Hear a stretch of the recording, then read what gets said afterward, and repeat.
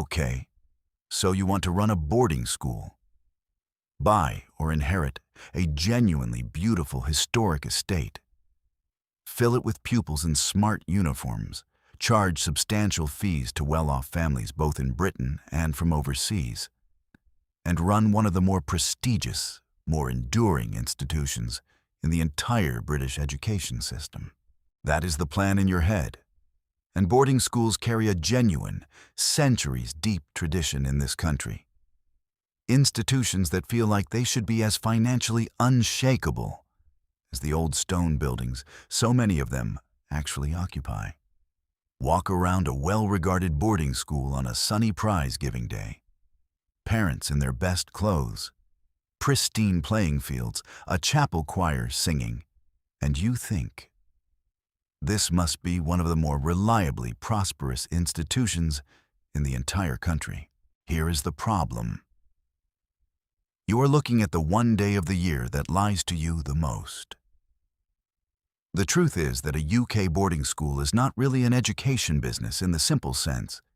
It is a hospitality and pastoral care business wrapped around an academic curriculum, carrying genuinely enormous fixed costs.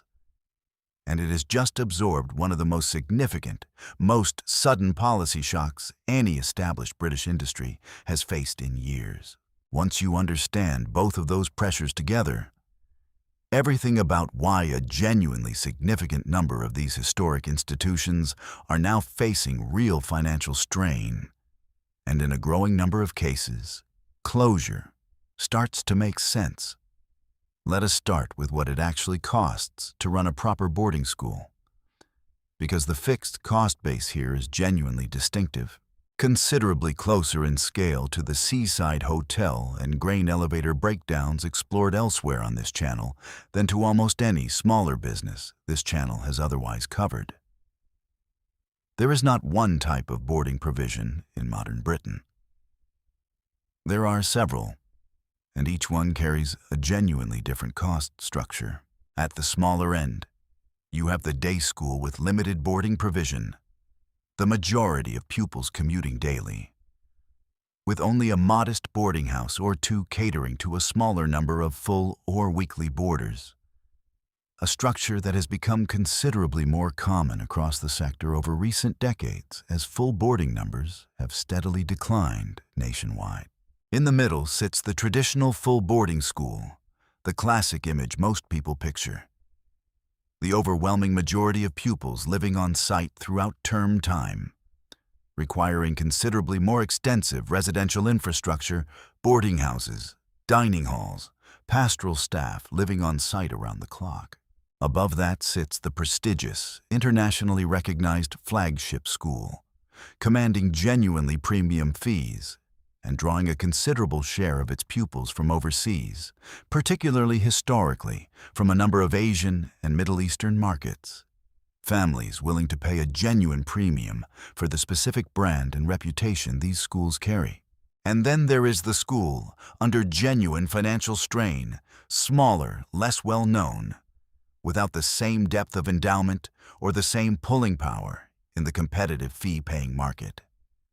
And it is precisely this category that has seen the sharpest, most consistent wave of closures in recent years. Now here is where the naive mental model starts to break down. You think the expensive part of running a boarding school is simply paying good teachers. Teaching staff costs are genuinely significant. But the boarding element itself layers an entirely separate, considerably less visible cost structure directly on top of the academic operation, one that a day-only school never has to carry at all.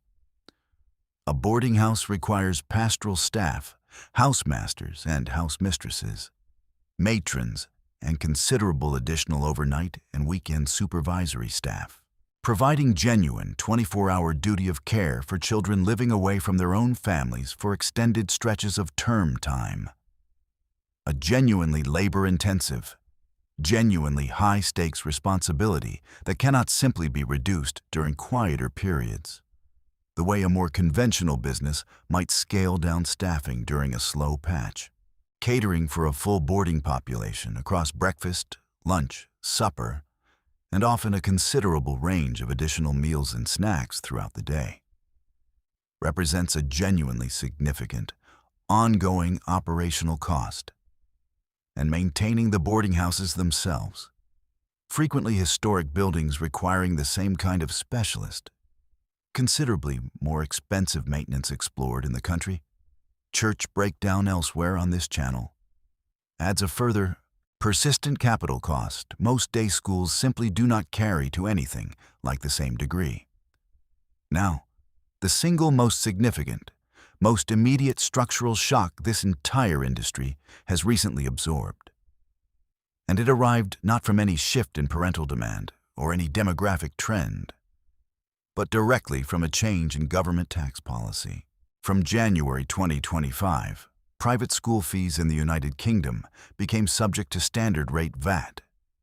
20% applied on top of tuition fees that had, for decades prior, benefited from a VAT exemption specifically because independent schools had historically been treated for tax purposes as providers of education rather than as standard commercial service providers.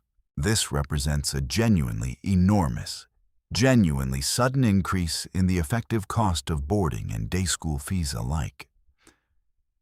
And unlike a gradual market shift a school might reasonably plan and adjust for over several years, this policy change arrived on a fixed, government-mandated timeline, forcing every independent school in the country to decide, essentially all at once, how much of that new 20% cost to pass directly on to parents through higher fees, and how much to try to absorb internally through cost-cutting. A decision every single school in the sector has had to navigate simultaneously, with genuinely limited time to adjust. Now, the knock-on effect of this policy change on pupil numbers, and this is where the structural fragility genuinely compounds. A meaningful share of parents paying boarding and day fees, even at schools serving a genuinely affluent client base, operate closer to the margin of what they can actually afford than the polished prize-giving day image would ever suggest. And a sudden, government-mandated cost increase of this scale has already been reported across the sector as prompting a genuine, measurable number of families to withdraw children from independent schools entirely, whether moving them into the state sector or, in some documented cases, delaying or reconsidering enrollment decisions for younger children altogether. This creates a genuinely dangerous compounding dynamic for schools operating with fewer financial reserves.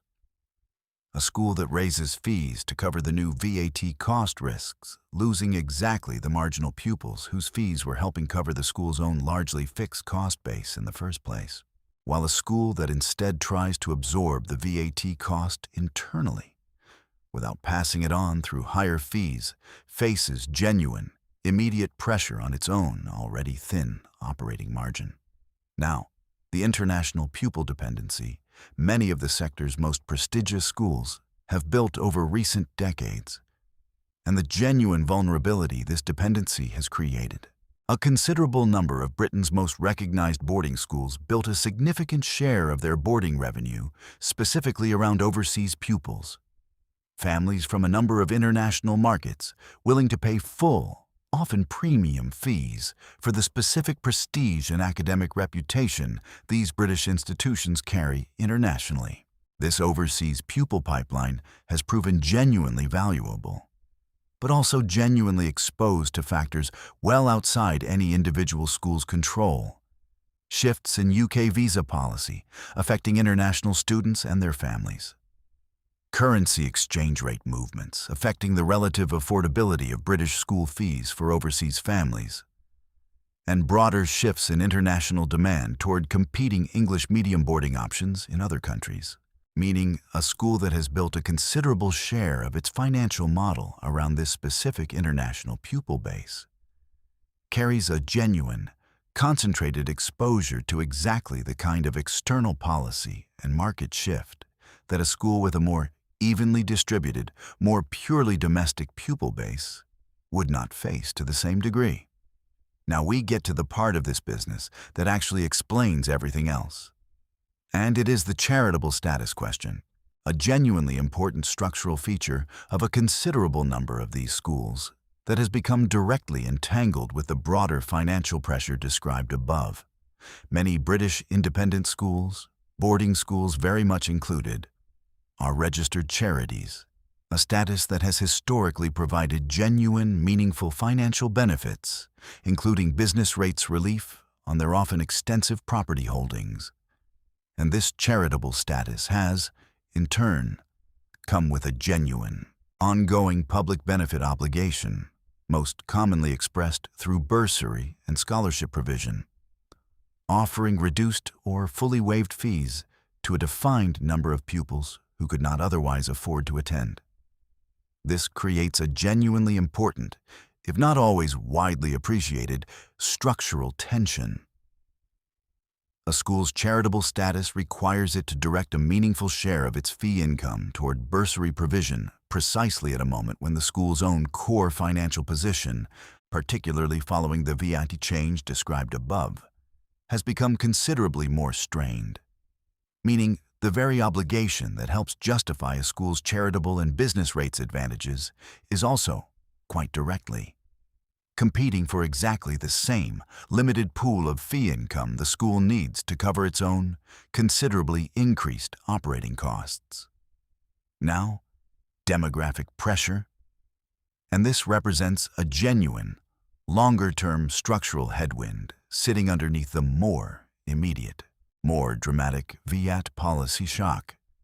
The United Kingdom's birth rate has declined meaningfully over recent decades, and this demographic trend directly shrinks the total pool of school-age children across the entire country, both state and independent sectors alike, meaning independent and boarding schools are, over the medium to long term, competing for a share of a gradually shrinking total pupil population.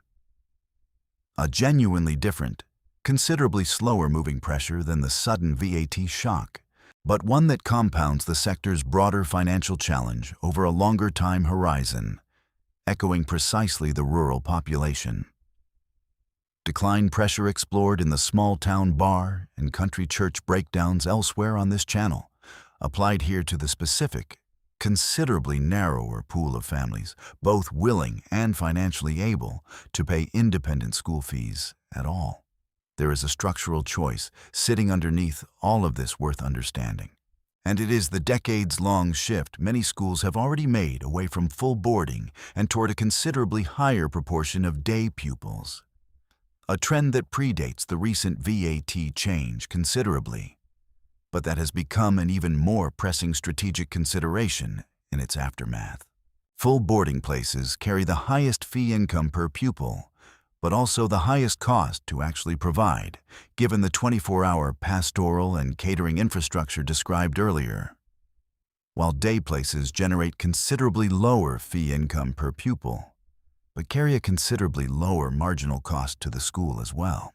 A number of schools that had historically operated as full boarding institutions have, over recent decades, gradually shifted toward a majority day pupil model, retaining a smaller, often more specialized boarding provision alongside a considerably larger day population, a strategic adaptation that reduces the school's overall boarding infrastructure cost, while still preserving some of the boarding tradition and boarding revenue the school's broader identity and reputation may still depend on. There is also a wrinkle worth understanding around the capital expenditure competition that has intensified across the more prestigious end of this sector over recent decades. Echoing, in its own way, the facility upgrade arms race explored in the car dealership breakdown elsewhere on this channel. Schools competing for the most academically able and most financially able pupils have increasingly felt pressure to invest considerably in new sports facilities, performing arts centers, science buildings, and boarding house renovations, specifically to remain competitive against rival schools making similar capital investments.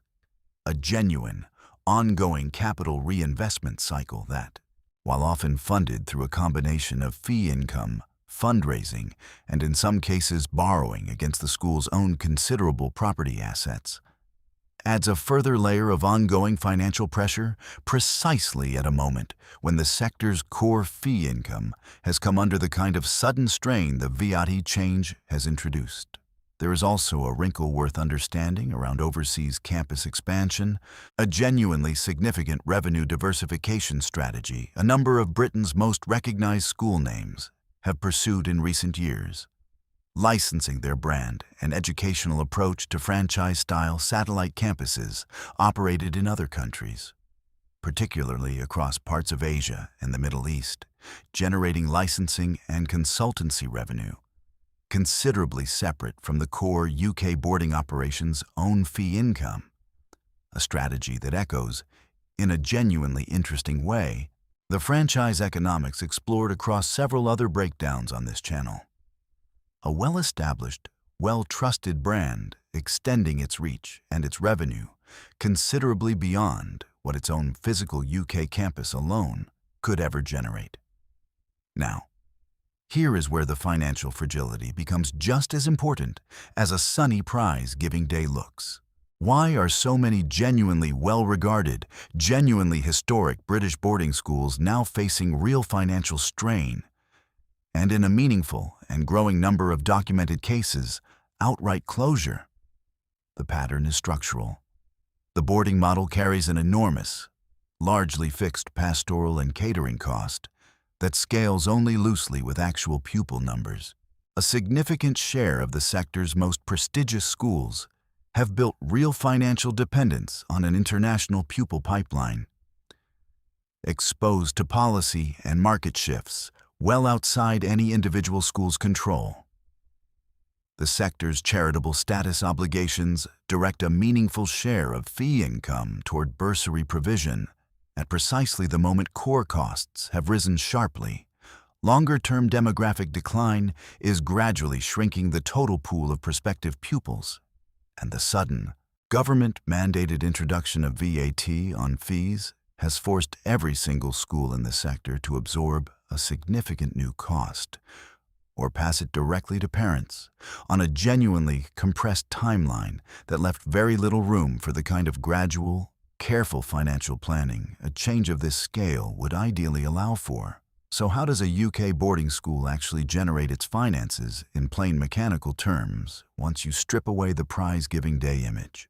The core engine is tuition and boarding fee income, now subject to VAT, minus the considerable, largely fixed cost of teaching staff, minus the further considerable, largely fixed cost of round-the-clock pastoral and boarding house staff, minus catering for the full boarding population, minus bursary and scholarship provision required to maintain charitable status, minus the ongoing maintenance cost of frequently historic estate buildings, minus capital reinvestment required to remain competitive against rival schools' own facility upgrades.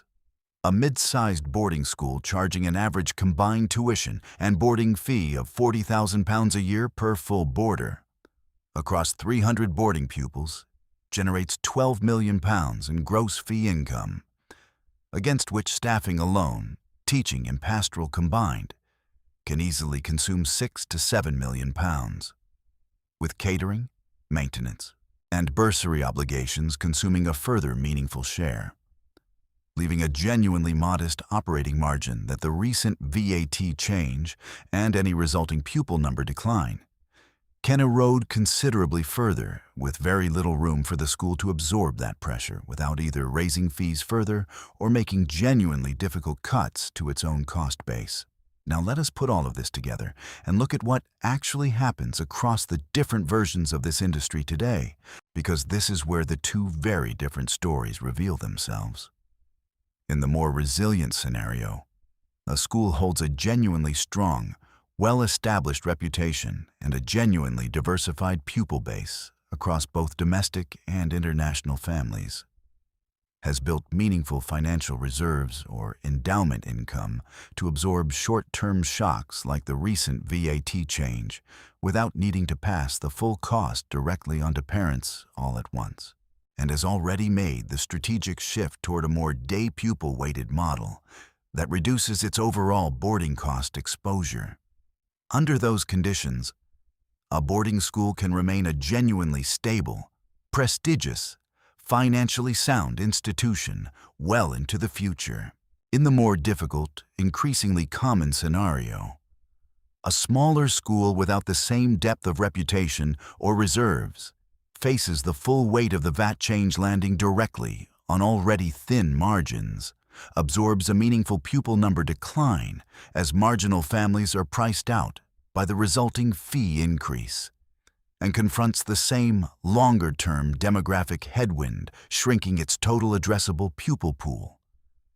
A combination of pressures that has already, in a genuinely significant and growing number of documented cases, led smaller, less well-established independent and boarding schools across the country to close entirely.